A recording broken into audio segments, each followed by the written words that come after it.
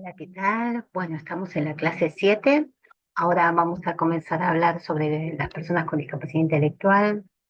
En esta primera clase, en relación con este tema, vamos a estar hablando de las características, ¿sí?, que presentan. Para poder hablar de esto, vamos a basarnos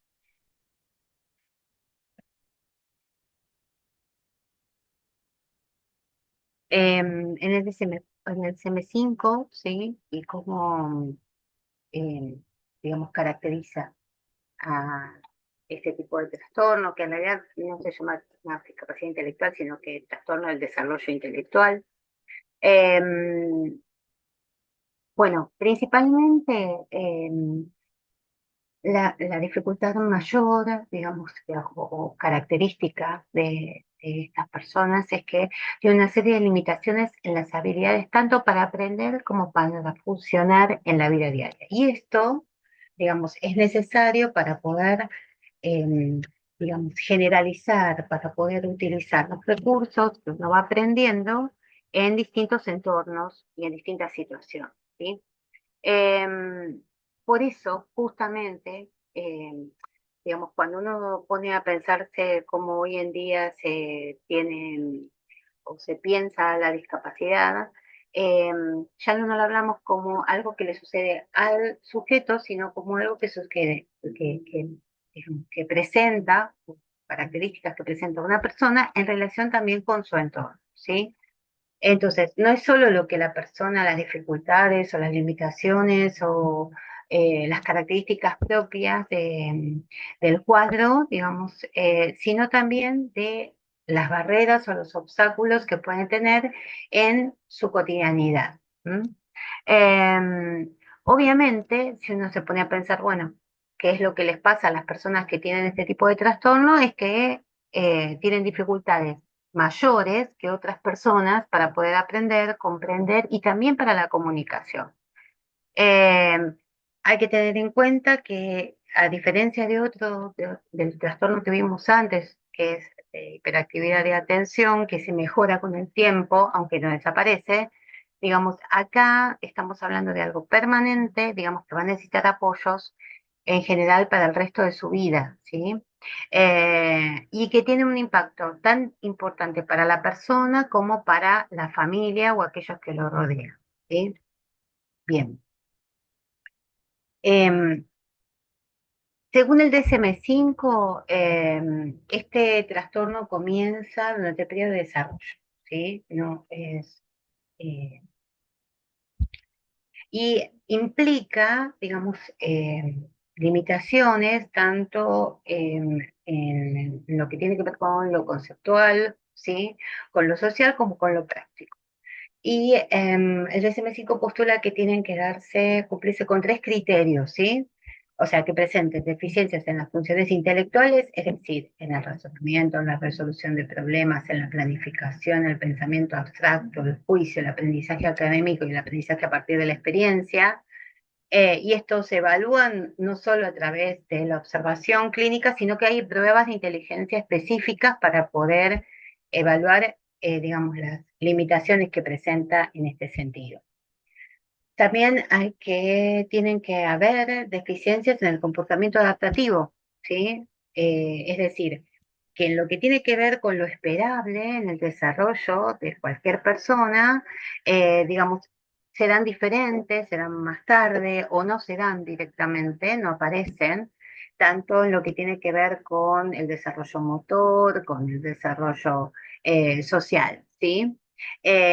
Con lo que tiene, y en lo social estamos hablando de la autonomía personal y de la responsabilidad social, es decir, poder entender lo que tiene que ver con pautas culturales, ¿sí? Y con el poder comprender el sentido de estas pautas y, digamos, lo que implica para cada persona, ¿sí? El inicio de las deficiencias intelectuales y adaptativas tiene que darse durante el periodo de desarrollo, o sea, desde muy pequeño, ¿sí? No, no es algo que aparece, digamos, en la adolescencia, no, no, siempre tuvo que haber, digamos,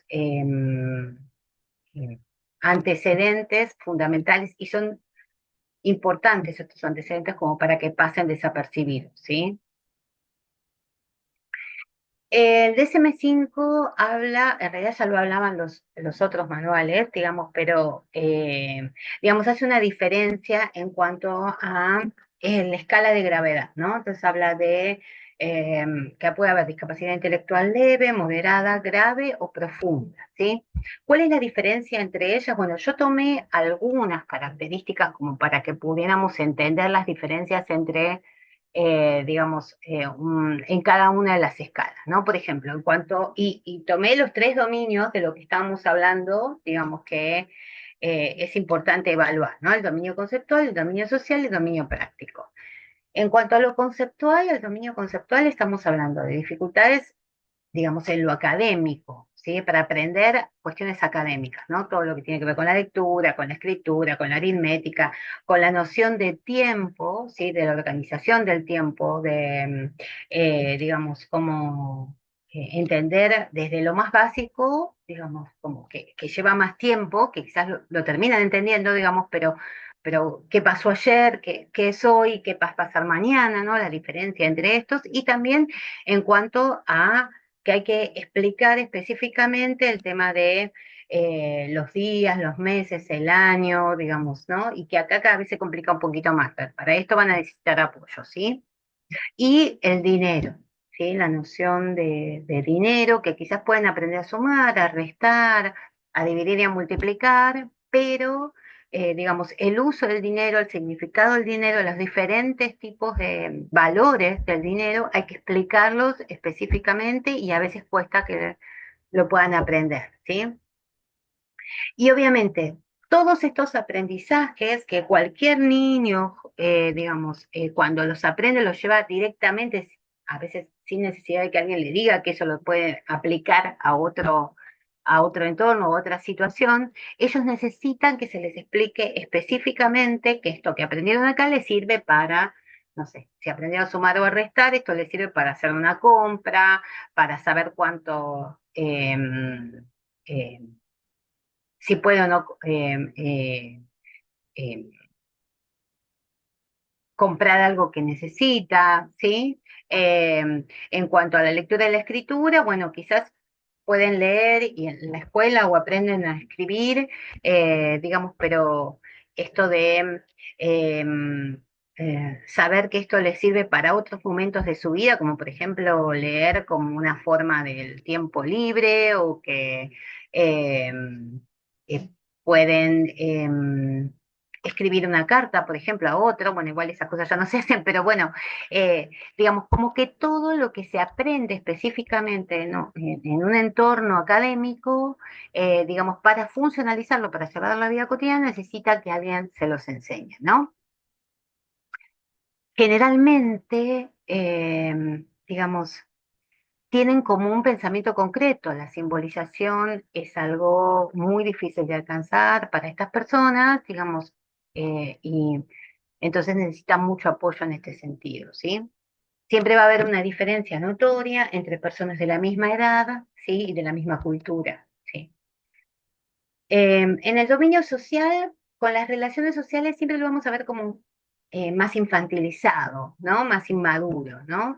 Porque siempre le va a costar en poder encontrar las señales del entorno, poder eh, como em, las sutilezas, ¿no? Como que hay cosas que va a haber que enseñarle específicamente.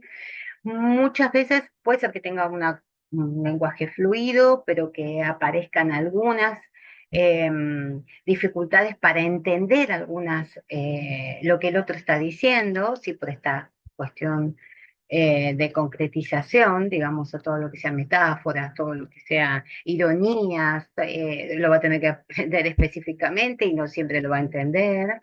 No siempre se va a dar cuenta, por ejemplo, de que el otro está quizás queriendo, digamos, abusar de alguna forma de su inocencia, ¿sí? Eh, y también, digamos, como cualquier persona que tiene dificultades en lo emocional, digamos, también para regularizar, digamos, ¿no? Regular las emociones. Entonces, de repente puede haber estallidos de enojo o baja tolerancia a la frustración, ¿sí? O al contrario, excesos de alegría o de emoción frente a cosas que quizás son cotidianas. ¿M? Por eso también en esta área pueden llegar a necesitar algún tipo de apoyo, ¿sí? Y en el dominio práctico, como decíamos justamente, que todo lo que van aprendiendo, digamos, cuesta llevarlo a la vida cotidiana, en este dominio es en donde quizás más ayuda van a necesitar, ¿no? Van a necesitar que les enseñen o les expliquen las tareas de la vida cotidiana, ¿sí? Y cómo, y entender también todo lo que tiene que ver con los peligros, las precauciones, las cuestiones em, eh, de higiene necesarias, ¿sí? Quizás entienden todos los pasos, pueden llegar a cosas, pero hay ciertas em, em, digamos, sutilezas que va a haber que explicárselas específicamente y recordárselas quizás cada tanto, ¿no?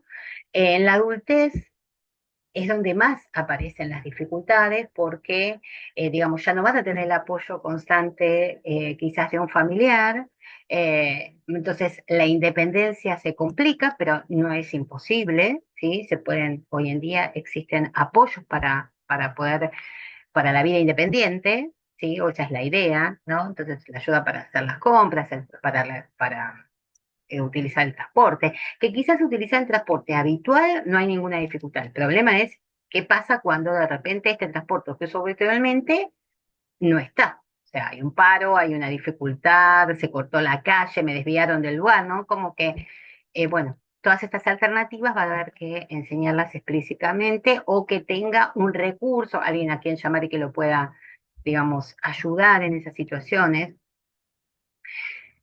También lo que tiene que ver con lo difícil que es organizar una casa, un lugar, o, digamos, poder organizarse con los hijos, ¿sí?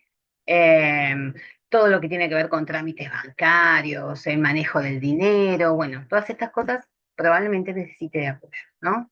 Eh, y, pero sí, digamos, son personas que logran, la mayoría de ellas, con, digamos, con una preparación específica, digamos, realizar, tener un trabajo. Lo que pasa es que muchas veces, digamos, se necesita cierto apoyo en lo que tiene que ver con el aprendizaje de un trabajo determinado, eh, siempre y cuando sean trabajos en donde las habilidades conceptuales, ¿sí? Todo lo que hablamos al principio, no sea la principal, el principal recurso con el cual tienen que contar para estos trabajos, ¿sí? Bien. En la escala que sigue, o sea, un nivel con mayor dificultad, ¿sí? Sería el moderado. Entonces acá vemos que la diferencia en cuanto a la posibilidad de aprendizaje es muy notoria, o sea, quizás antes veíamos ciertas dificultades en escala leve, digamos, pero acá ya, digamos, es notoria la dificultad, ¿no? Y probablemente sean personas que necesiten una adaptación eh, en lo que es el plan escolar, digamos.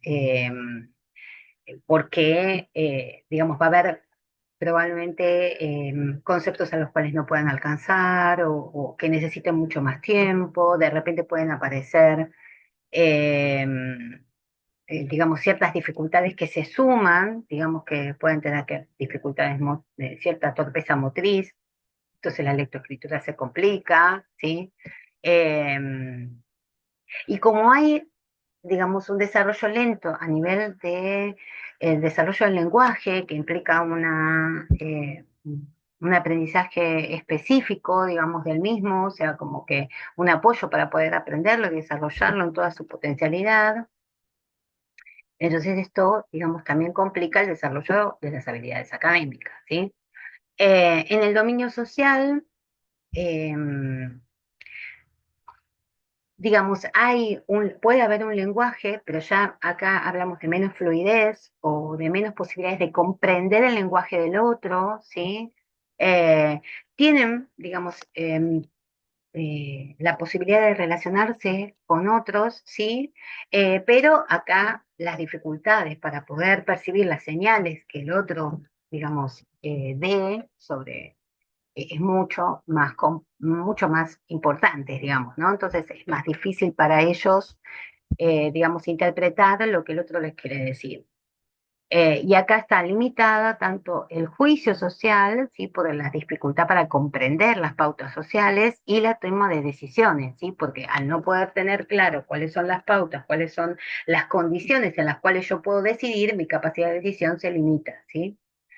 En el dominio práctico, la autonomía o el logro de la autonomía y la funcionalidad en lo que son actividades de la vida diaria, eso se refiere a BD, eh, digamos, es mucho más complejo, lleva mucho más tiempo, en algunos casos se adquieren, en otros casos se adquieren solo en algunas eh, situaciones o en algunos ámbitos, con una supervisión quizás constante de alguien sobre cómo se realizan las cosas, ¿sí? Y de conseguir un trabajo se puede, pero con apoyos, o sea, con siempre alguien que esté supervisando o que esté, digamos, al que se pueda referir o al que pueda contactar frente a cualquier dificultad que pueda surgir, ¿sí?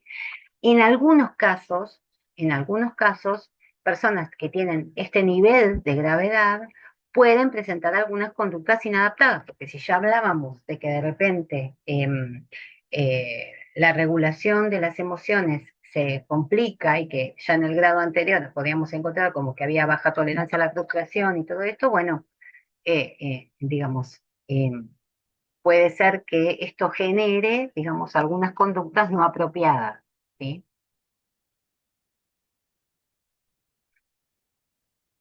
En escala de gravedad grave, bueno, acá ya hablamos de reducción de las habilidades conceptuales que puedan adquirir, ¿sí?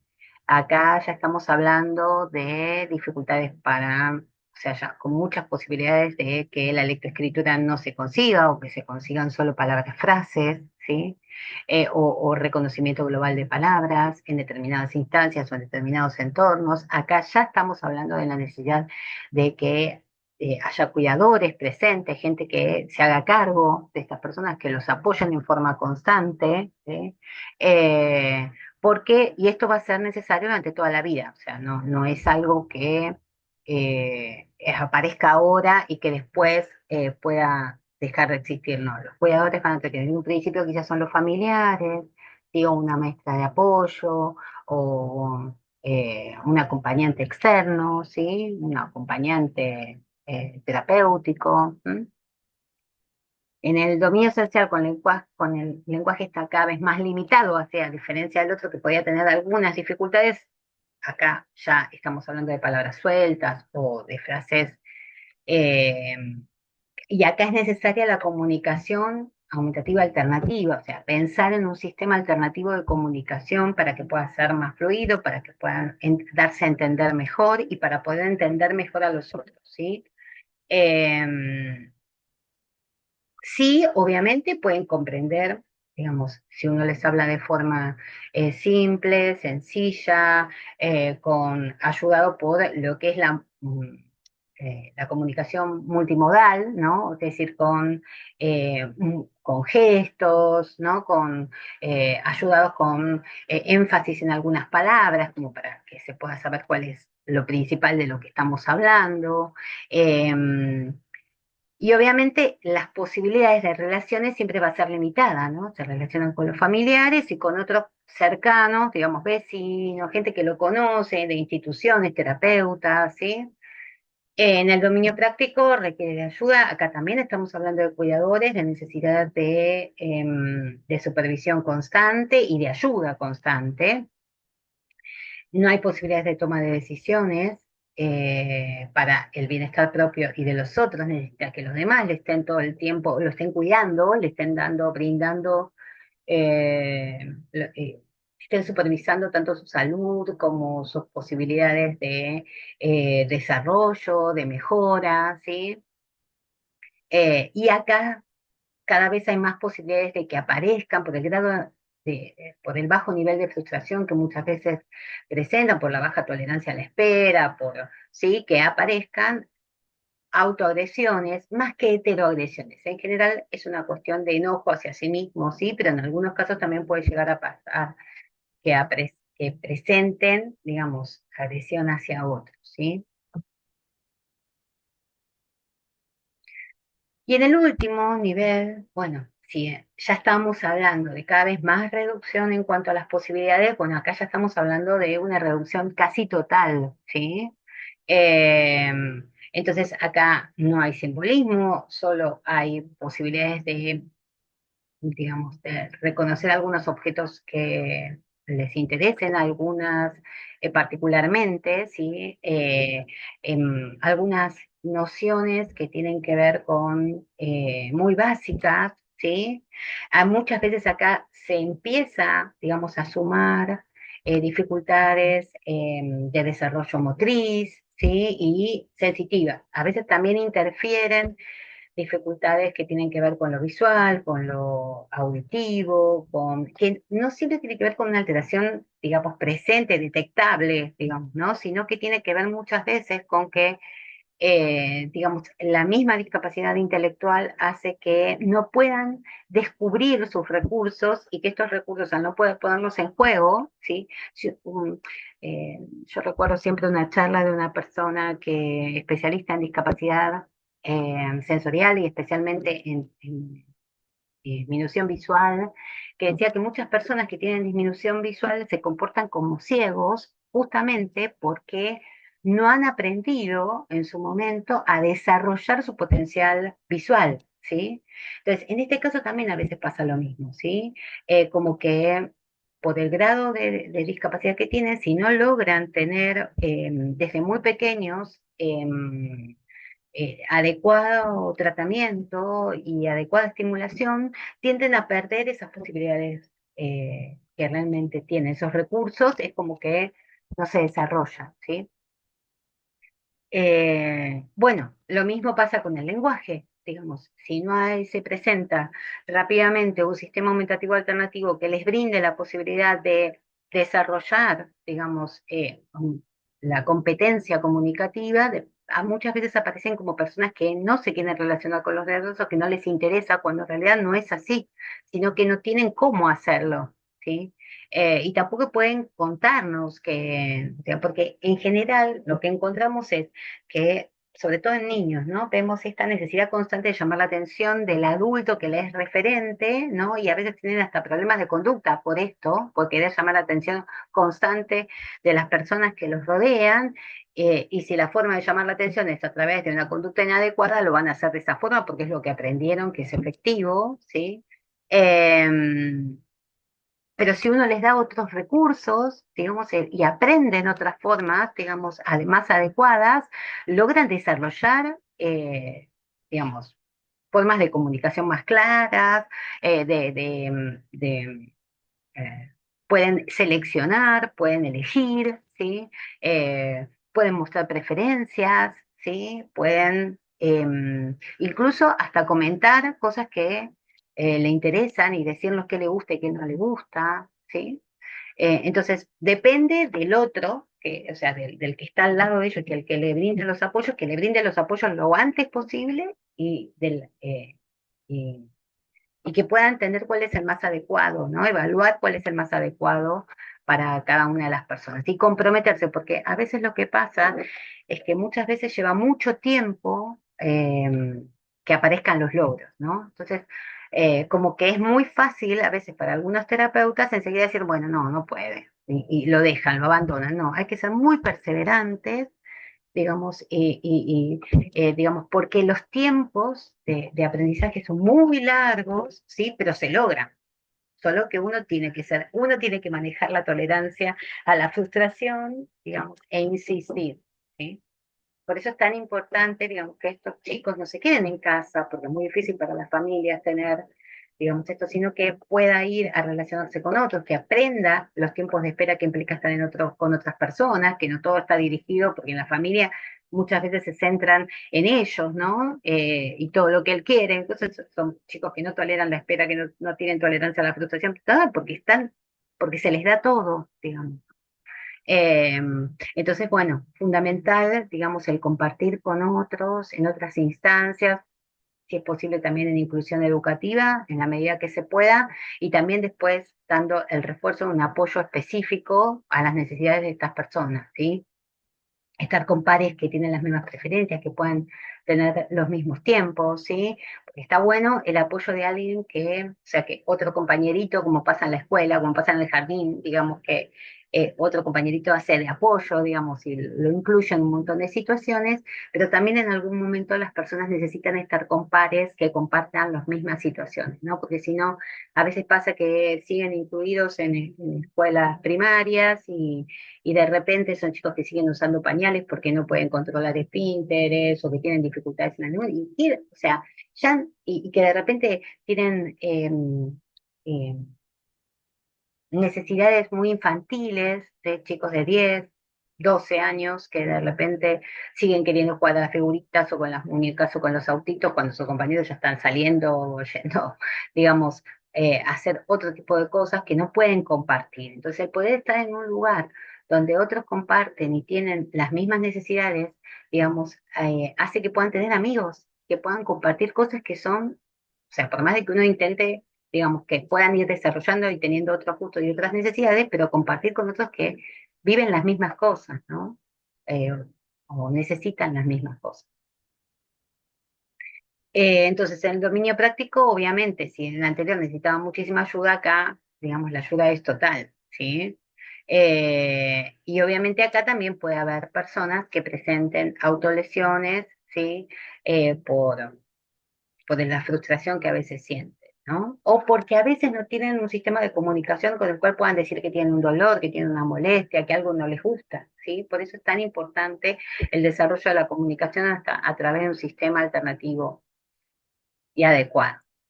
Bueno, también el DSM-5 propone, digamos, como alternativas para aquellos chicos que todavía son menores de 5 años, entonces para no dar, digamos, eh, eh, dar un tiempo como para poder pensar en que pueda haber un desarrollo, que se pueda entender mejor, digamos, cuál es la dificultad que presenta, ¿sí? Da un diagnóstico que es el retraso global del desarrollo, digamos, donde igualmente las personas pueden conseguir todos los apoyos que necesitan, pero después se determinará si en realidad es discapacidad intelectual o no. Y en otros casos donde la discapacidad intelectual, por más de que son mayores de 5 años, pero que, digamos, hay dudas en cuanto a el diagnóstico, porque quizás tienen un desarrollo en determinadas áreas que les pareciera que no lo tuviera, interfieren quizás otro tipo de dificultades, ¿sí? Por ejemplo, en aquellas personas en las cuales, digamos, también presentan discapacidad visual o sordera, ¿sí? Y no se puede evaluar, digamos, porque la conjunción de las distintas dificultades hace que los, eh, las evaluaciones que existan no puedan ser, porque, por ejemplo, en discapacidad, o sea, para determinar la discapacidad intelectual, como dijimos antes, hay, digamos, pruebas, test, con los cuales uno puede evaluar el nivel de cada una de las personas, digamos, pero si nos encontramos que estos test necesitan que la persona pueda ver y reconocer un objeto y decir lo que es, que pueda digamos, escuchar una consigna y responder a la consigna. Entonces, en casos de dificultades sensoriales, esto es casi imposible, digamos, y en realidad quizás la persona no es que, eh, digamos, presenta discapacidad intelectual, sino que tiene, digamos, desarrolla de alguna forma o no puede desarrollar determinados recursos porque no cuenta, digamos, con eh, todavía una forma de comunicarse entonces hay que dar posibilidad de tratamiento, ¿sí? Específico para ver si hay posibilidades de poder tener más adelante un diagnóstico más claro, ¿no? Ni hablar cuando hay presencia de problemas de comportamiento graves, ¿sí? Que muchas veces tiene que ver con el no tratamiento o el tratamiento fuera de término, digamos. Entonces, bueno, habrá que ver, sí. Por eso también se da la posibilidad de hacer este tipo de ámbitos. Bueno, para hablar de las características o las dificultades que presentan las personas con discapacidad intelectual, yo me voy a basar en una charla eh, de Miguel Ángel Verdugo Alonso, que es, digamos, un doctor español, doctor de psicología, ¿sí? Que es profesor de la Universidad de Salamanca, de la Universidad de la Facultad de Psicología de allí, en España, director de INICO, que es el Instituto Universitario de Integración en la comunidad, o sea que acá estamos hablando de inclusión total, digamos, de la revista Siglo Cero, que es de la universidad, y del CID, que es el Servicio de Información sobre Discapacidad. Entonces estamos hablando de una persona que ha escrito muchísimos libros y que sobre todo ha dado la posibilidad de eh, pensar, digamos, a la discapacidad intelectual teniendo en cuenta, digamos, todas las dimensiones, digamos, que son necesarias para que no nos quede nada por fuera y pueda dar un abordaje integral, ¿sí? Bueno, yo acá les muestro algunos libros, pero yo les voy a mandar, ¿sí? La charla, esta charla de la cual yo me voy a estar basando para hablarles, y también les voy a estar mandando otro referente en relación con discapacidad del desarrollo, que es, digamos, el doctor Javier Tamarit, que es de Plena Inclusión. Sí, Plena Inclusión es un movimiento asociativo de España, ¿sí? Que está hace 60 años y que lucha por los derechos de las personas con discapacidad del desarrollo y sus familias.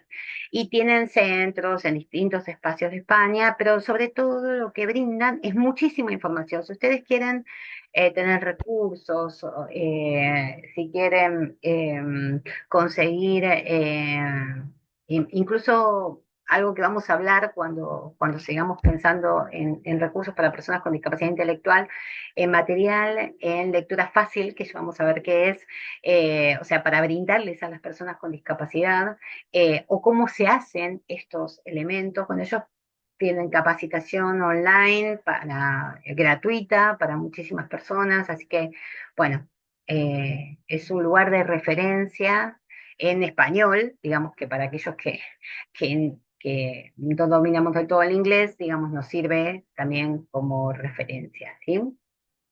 Bueno, entonces, el, perdón, acá si de repente está la charla, ¿sí? Entonces, si ustedes quieren escucharla desde acá, la pueden escuchar. Si no, yo después se las voy a enviar eh, digamos, aparte, ¿sí? Pero si quieren, acá la pueden escuchar directamente.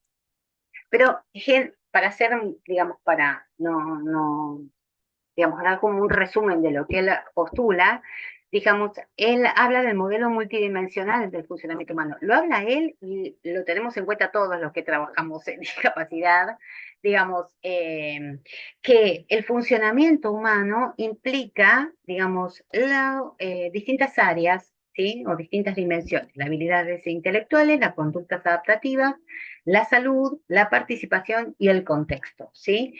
Que cada una de estas dimensiones pueden tener apoyos específicos para lograr el mayor nivel de funcionamiento humano posible, ¿sí? Vamos a ver cada una de estas dimensiones explicadas para que se entiendan bien de qué estamos hablando, ¿sí? En cada una de ellas, y para después poder entender los recursos que vamos a hablar en las próximas clases. Habilidades intelectuales. Bueno, cuando uno habla de habilidades intelectuales, tiene en cuenta todo lo que tiene que ver con lo que aprendemos en la escuela, ¿no? Lo que aprendemos en la escuela, después en la secundaria, después en la universidad, ¿sí? Pero también tenemos que tener en cuenta que es no solo la posibilidad de aprender a leer, escribir, las cuentas, todo lo que tiene que ver con lo matemático, sino que es digamos, la habilidad es aquello de poner en práctica. Entonces, ¿cómo ponemos en práctica todas esas, digamos, todo eso que fuimos aprendiendo? Y lo hacemos a través de nuestras posibilidades de razonar, de planificar, de solucionar problemas, de pensar de manera abstracta, ¿sí? De comprender ideas complejas, ¿sí? De aprender con rapidez, o sea, que uno no o sea, cada vez necesita menos tiempo para aprender cosas, digamos, con las cuales ya tuvo un régimen. Obviamente que si aprendes algo de cero o algo totalmente nuevo, con lo cual nunca tuviste, probablemente utilices, digamos, recursos que hayas obtenido en otras áreas o en otros momentos de tu vida y los vayas incluyendo sin darte cuenta, ¿sí? Aunque lo que estés, o sea, nunca aprendemos nuevamente de cero, siempre aprendemos con el bagaje que ya tenemos, ¿no? Por eso a veces, cuando uno eh, o sea, hizo un aprendizaje formal, quizás, no sé, hizo una carrera en un momento dado, y después no hizo nada tan formal durante un tiempo, el volver, digamos, a hacer una carrera, o sea, puede llevar un tiempo. Este es un tiempo corto, al poco tiempo uno entra en ritmo de nuevo, digamos, y por eso muchas veces uno dice, bueno, no hay que perder el ritmo, ¿no? Cada tanto hacer una jornada, hacer un curso, digamos, con distintas alternativas, digamos, pero no perder esa capacidad, digamos, de tomar apuntes, de prestar atención, de resolver tareas que nos expresan, porque uno puede, digamos, si no lo hace habitualmente, puede perder, digamos, fluidez, ¿sí? Eh, y obviamente tiene que ver con el CI, o sea, con el coeficiente intelectual, ¿no? Todavía no se encuentra una forma, digamos, más clara de poder llegar, ¿sí? a tener idea de los recursos con los que contamos. O sea, coeficiente intelectual como en comprender los recursos con los que cuenta la persona, ¿no? No como una etiqueta, sino como algo que, si uno los tiene claros, sabe todo lo que puede desarrollar esa persona, ¿sí? No es para decir, ay, no puede esto, no puede aquello, no, es para también ver todo lo que puede y que todavía quizás no supo cómo desarrollarlo, ¿sí? Entonces, bueno, desde ese punto tener en cuenta el coeficiente intelectual, ¿sí?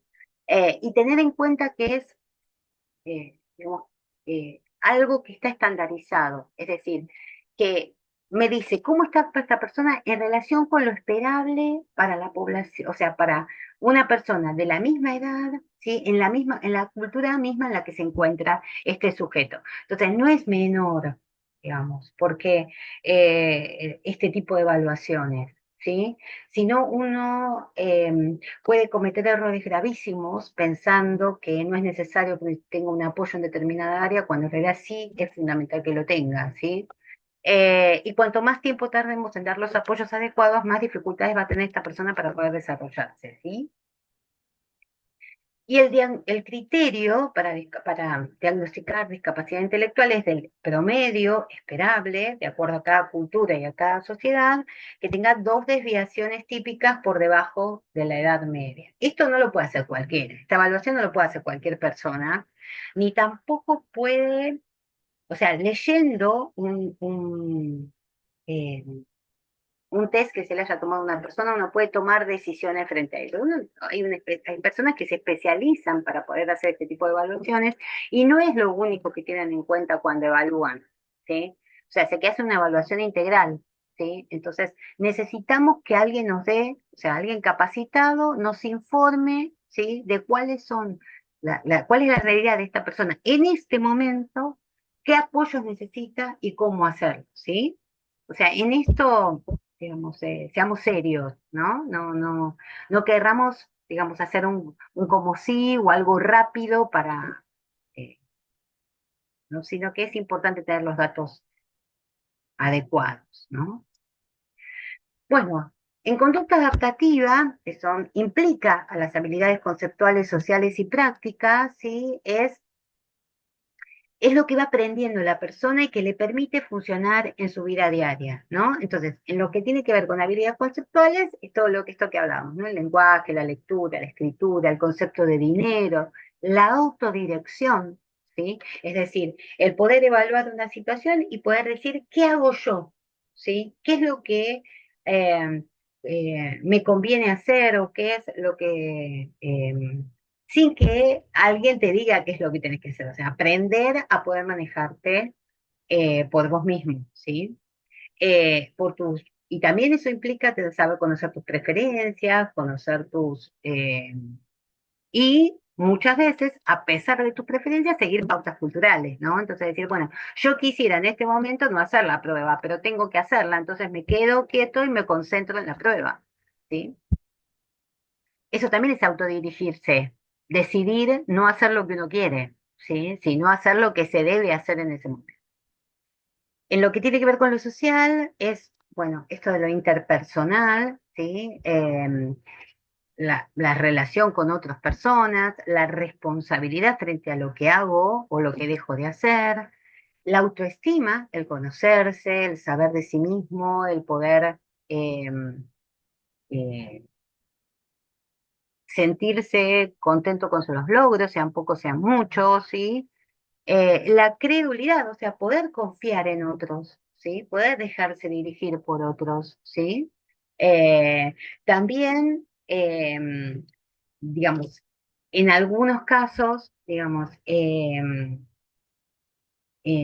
que ver con la ingenuidad, ¿no? Como que, bueno, en algunas cosas otros nos van a poder, van a saber más que nosotros y van a poder, digamos, manejar las situaciones mejor que nosotros, ¿sí?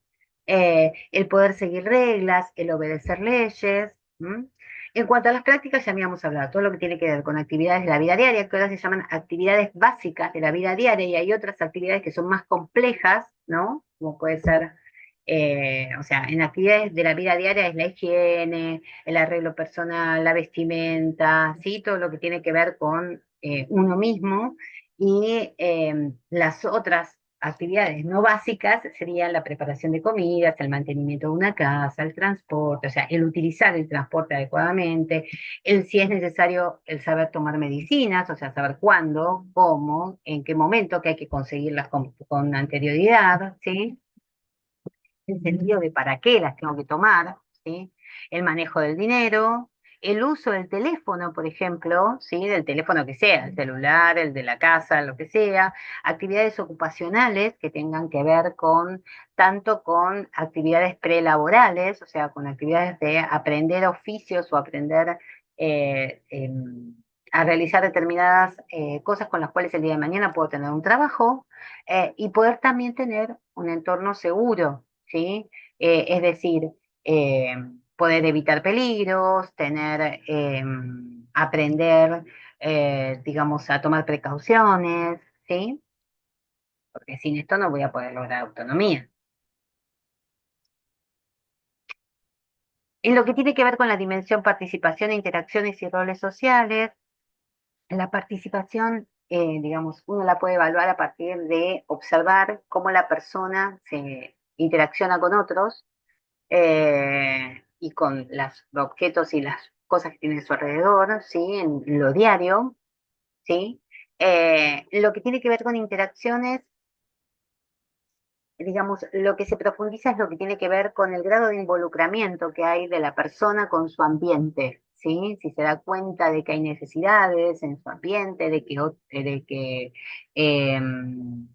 eh, de que realmente puede ser activo o participativo para solucionar un problema o para poder participar de cuestiones sociales que se dan en su entorno, en los roles sociales. Esto podría ser tranquilamente desde cosas simples como, por ejemplo, bueno, si viene el cumpleaños de mi mamá, de mi hermano, bueno, ¿cómo hago para hacerle un regalo? O tengo que conseguirle un regalo.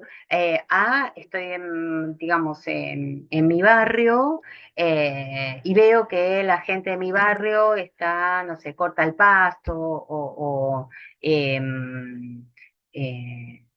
no sé, se saluda cotidianamente o participa de un club y yo quiero participar también, ¿sí? Bien, este tipo de cosas. Y en los roles sociales,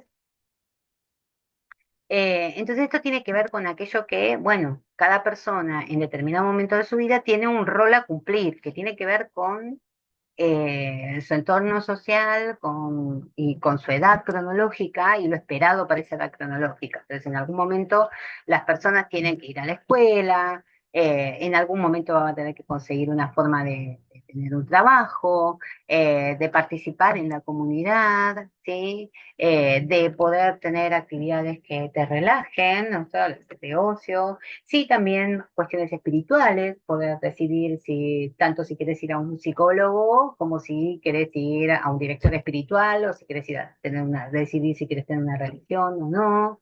Eh, bueno, en fin, esto tiene que ver, ¿sí? Con esta dimensión de participación, interacciones y roles sociales.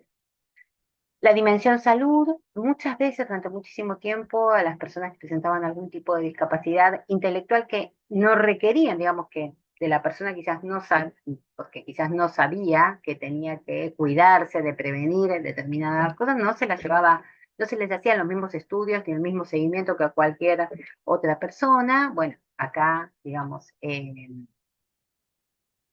es necesario que tengan un seguimiento en cuanto a su salud, que sean conscientes de sus dificultades en cuanto a su salud, de sus necesidades, ¿sí? Eh, cuestión de que también pueden ser autónomos en esto y en la capacidad de decidir sobre su propio cuerpo, ¿sí? O sea, brindar la información para que puedan decidir sobre su propio cuerpo, no que los demás decidan por ellos, ¿sí? Esto mucho se discute o se habla sobre el tema de sexualidad y la reproducción, ¿sí? La posibilidad de tener hijos o no, digamos, esto ya está declarado como un derecho por la Convención de los Derechos de las Personas con Discapacidad, así que ya no habría nada que discutir, pero se sigue discutiendo, ¿sí? Sobre todo en aquellas personas que tienen un grado de discapacidad entre grave y profundo, ¿sí? Pero bueno, digamos, es importante que si hay cosas que no están claras se sigan discutiendo, porque es preferible eso al silencio que cada uno, digamos, que cada persona con discapacidad, digamos, no pueda dar su opinión, digamos, no haya, por eso son importantes también estos movimientos asociativos, ¿no?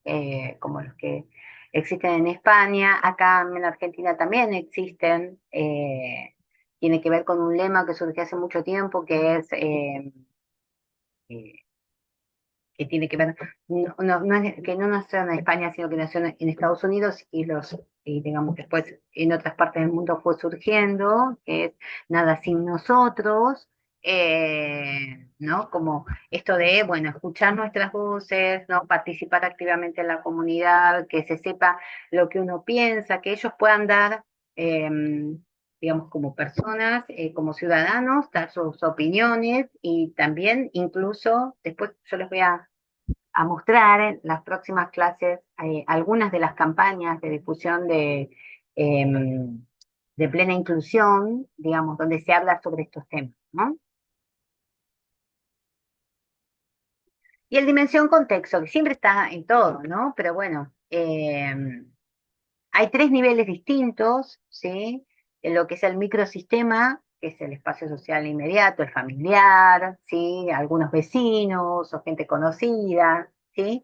El mesosistema, que es la vecindad, la comunidad y las organizaciones que proporcionan servicios educativos o de habilitación o apoyos, ¿sí? Y el macrosistema o megasistema, que bueno, es la cultura, la sociedad, el país, la comunidad en la cual todos nos encontramos, ¿no?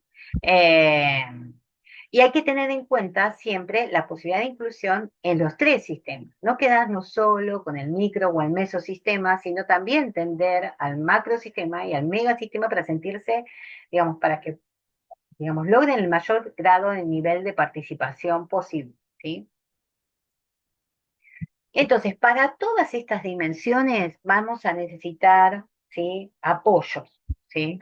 Eh, Y podemos encontrar que hay distintos tipos de apoyos, ¿no? Por un lado están los recursos de apoyo, que son las tecnologías, los servicios que puedan brindar o que puedan existir para mejorar la situación de las personas con discapacidad intelectual, y lo que son las funciones de apoyo, o sea, todos los terapeutas, los que brindan enseñanza, ayuda, asistencia a domicilio, uso de servicios comunitarios, o sea, todo lo que digamos, realizan personas, ¿no? Por eso son funciones de apoyo, ¿sí? Lo otro son todos los materiales que podemos tener a disposición, ¿sí? Todas las tecnologías.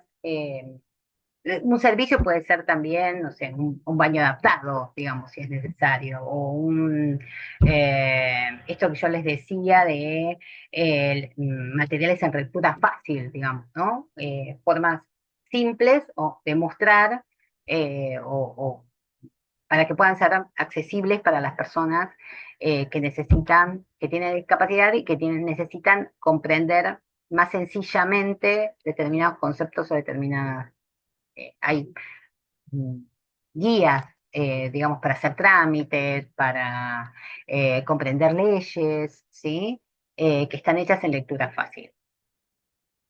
Ahora, estos apoyos pueden tener distintos niveles de intensidad, ¿sí? Y distintas formas de ser presentados, ¿no? Entonces hay apoyos que son intermitentes, solo aparecen cuando son necesarios. Entonces, por ejemplo, de repente podemos encontrar que no sé, yo tengo que hacer un trámite. O sea, esto nos pasa a todos, ¿no? Que de repente para determinadas situaciones uno busca apoyos. Por ejemplo, si uno tiene un problema legal, o va a buscar un abogado, o va a buscar un escribano, o va a buscar a alguien que sepa más del tema para poder apoyar. Bueno, en este sentido, digamos, a las personas con discapacidad van a necesitarlas para más cosas de lo que nos necesitamos habitualmente nosotros, ¿sí? Pero puede ser que aparezcan solo en determinados momentos, ciertos apoyos, ¿no? A veces pueden ser terapeutas de referencia, o sea, alguien que quizás estuvo apoyando durante mucho tiempo y después de un tiempo deja de hacerlo porque la persona ya se puede manejar, pero cada tanto queda como un nexo de me pasa tal cosa o estoy en esta situación, puedo llamarte o hablar con vos y ver cómo me ayudas. Esto puede darse, se da mucho en realidad.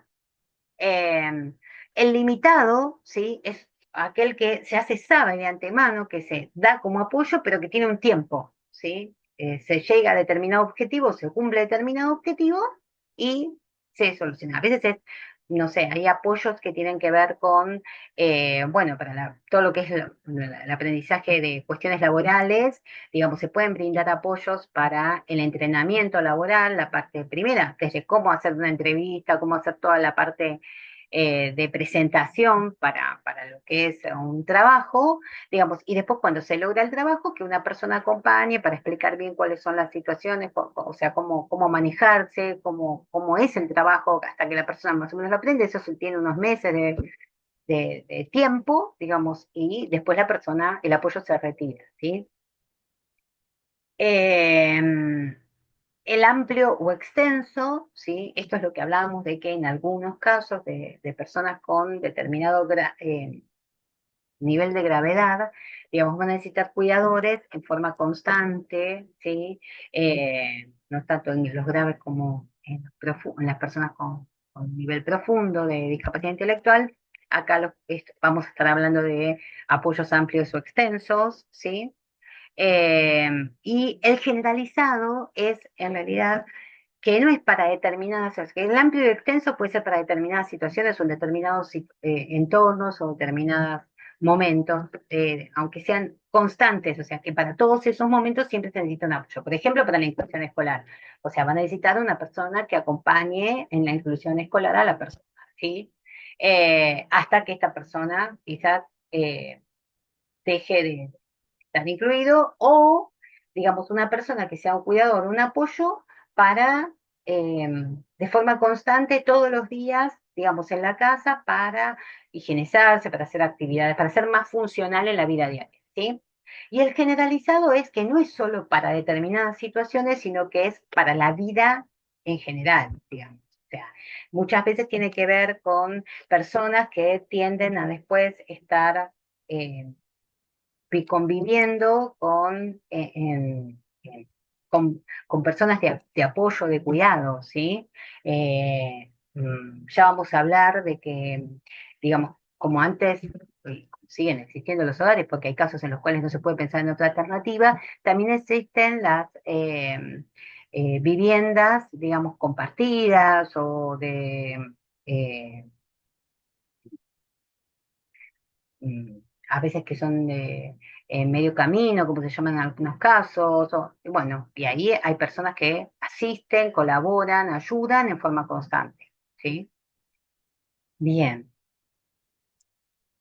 bueno, para hacer como un cierre de todo lo que estuvimos hablando, me pareció importante tener en cuenta, digamos, reflexionar sobre, digamos, cómo se piensa o por qué se toma, digamos, este nombre, eh, o sea, o entender a qué nos referimos cuando hablamos de discapacidad intelectual, siempre con respecto a eh, digamos, a las formas de nombrar distintos tipos de discapacidades, siempre es algo que está en discusión, está bien que esté en discusión, porque quizás, digamos, uno está teniendo en cuenta ciertos aspectos y las mismas personas que tienen, digamos, que presentan este tipo de situaciones, nos van diciendo lo que sienten frente a que se los diga o se los catalogue de determinada manera, ¿no? Pero hay que tener en cuenta que ya no estamos hablando, como hablábamos antes, de solo aquello que se centraba en las dificultades, ¿no? Sino que estamos hablando de una perspectiva ecológica, multidimensional, ¿sí? Donde tenemos que apuntar a que todos los recursos tiendan a tener en cuenta todo un desarrollo integral de la persona y que además implica, por esto que hablábamos, ¿no? Que no estamos hablando solo de algo que tiene que ver con la persona, ¿sí? Sino que es la persona y su entorno, ¿sí? El contexto en el cual se encuentra. Entonces, todos somos responsables de dar posibilidades, de dar, digamos, opciones de desarrollo, ¿sí? Eh, entonces, por eso vamos a hacer hincapié en los apoyos, ¿sí? Para la mejora del funcionamiento humano, ¿sí? Eh, y, digamos, vemos las características y las necesidades porque esto va a implicar distintos tipos de apoyo, ¿sí?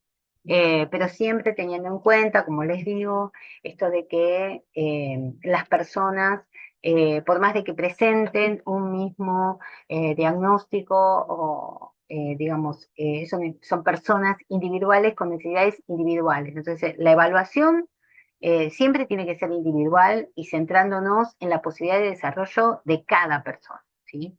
Así que bueno, cuando ahora pensemos los apoyos, vamos también ir viendo las diferencias de acuerdo a las características o las situaciones de las personas.